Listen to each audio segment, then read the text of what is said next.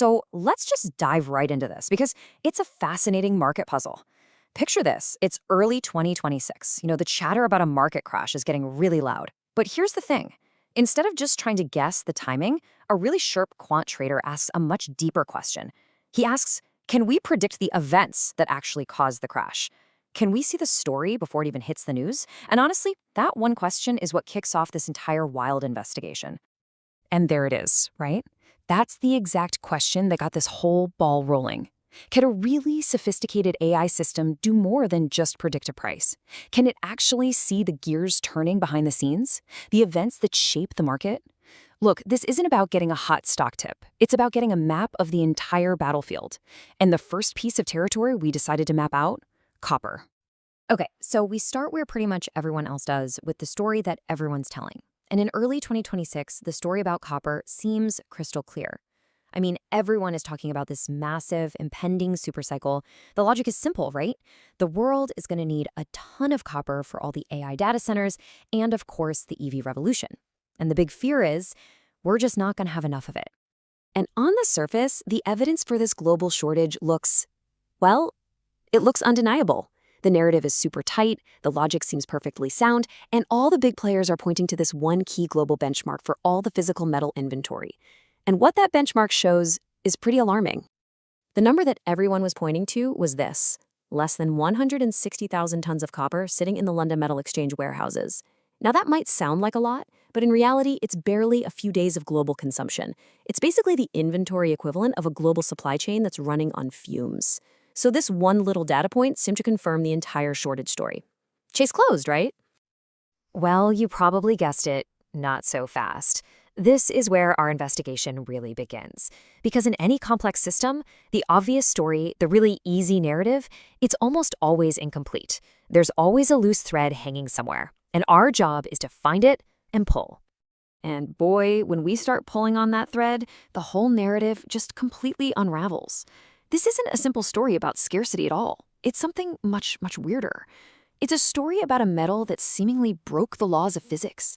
And here is the twist. While everyone was staring at the global inventory on the LME just plummeting, they totally missed what was happening in the U.S. warehouses, which are tracked by the Chicago Mercantile Exchange, the CME. U.S. inventory didn't just go up, it absolutely exploded to over 450,000 tons. The copper wasn't gone, it had just been moved. See, traders anticipating this huge U.S. tariff had effectively teleported the world's available supply right into American warehouses. So here's the crucial point, and this is so important. We're not dealing with a simple scarcity. We are dealing with a market dislocation. The metal is still there. It exists, but it's all piled up in the wrong place. And that creates this huge price difference for the exact same thing. This changes everything. The trade isn't about a shortage anymore. It's about this crazy geographical mismatch. Now, this dislocation creates what looks like an incredibly obvious trade. I mean, you buy the cheap copper over here, you sell the expensive copper over here. It looks like a license to print money. But just like in a good thriller, the easy way out is almost always a trap. The logic is just so simple. There's a 26% price premium for copper that's sitting in a U.S. warehouse. So you go long the U.S. contract and you short the global one, and you plan to just pocket that massive spread. It seems foolproof, but this is where you have to start thinking like the enemy. You have to ask yourself, how does this trade completely blow up in my face? And the answer is devastatingly simple. That big tariff wall that created this whole price difference in the first place? Yeah, it's not nearly as solid as it looks. Turns out, the wall has a back door. And here is exactly how that back door works. Thanks to some trade agreements, metal from Mexico can come into the U.S. completely tariff-free. So a really savvy operator can take Chinese copper, ship it down to Mexico, do a minor little process like melting it into wire rod, and then just relabel it Product of Mexico. Then it just waltzes right across the border, totally bypassing the tariff wall. That 26% premium you were betting on, poof, it gets arbitraged away, collapsing to basically just the cost of shipping and a remelt fee. So the simple arbitrage trade is dead, and this is another one of those critical pivot points. If you can't profit from the price difference itself because you know it's just going to disappear, what do? Well, you find the person who controls the flow. You find the person who owns the back door. And the whole strategy shifts from this tactical arbitrage to a really strategic investment. The new idea is this: Don't get stuck in the traffic trying to bet on which car is going to go fastest. Instead, buy the company that owns the toll bridge, the one that collects a fee from every single car that passes through.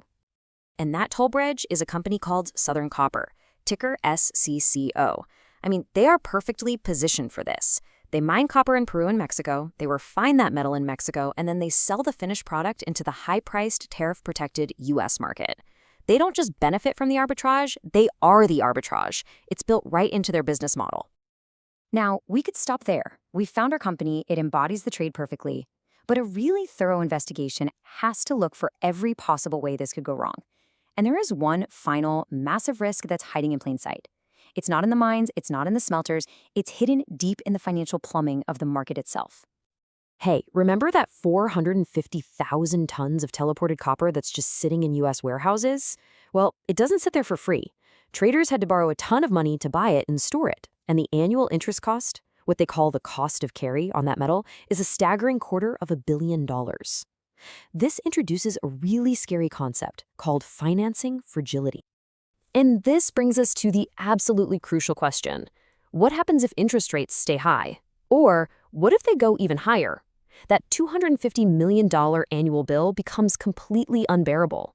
Traders could be forced to dump all 450,000 tons of that copper on the market, not because of supply and demand, but simply to stop the financial bleeding. And if that happens, the U.S. price premium, it just evaporates overnight, and the entire thesis collapses. So, how do you build a strategy that can actually withstand all of these different risks? You've got the teleported metal, you've got the Mexican loophole, and you've got this financing bomb. You don't make a single bet. You construct a portfolio that is designed to be resilient or, even better, anti-fragile, a structure that can weather the storm and maybe even benefit from all the chaos. And here's what that final structure looks like. The core of it, about 12 to 15%, is a long position in Southern Copper. That's our toll bridge. But it's protected by two really key hedges.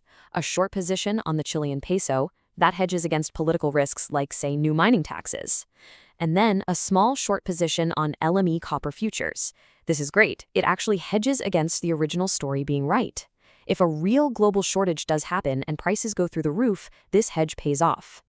But a structure like this isn't something you can just set and forget. No way. It requires active navigation. This slide shows the key events, or Kairos triggers, that act as your roadmap. If the Fed hikes rates, the financing risk goes way up, so you reduce your position. But what if the U.S. government closes that Mexico loophole? Well, the toll bridge becomes even more valuable, so you add to the position. This is all about actively steering the ship, not just setting a course and, hoping for the best. So what's the real takeaway from this entire deep dive? It's a lesson that goes so far beyond copper.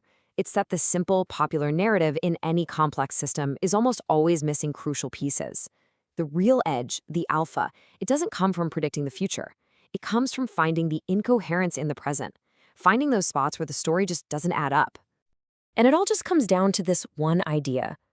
The shortage was a story about the commodity, but the real opportunity was in the teleported metal, the tariff loopholes, the financing costs. The real opportunity was in the pipes and the valves and the wiring of the market itself. So the next time you look at a market, don't just ask where the price is going. Ask how the plumbing works, because that's where all the secrets are hidden.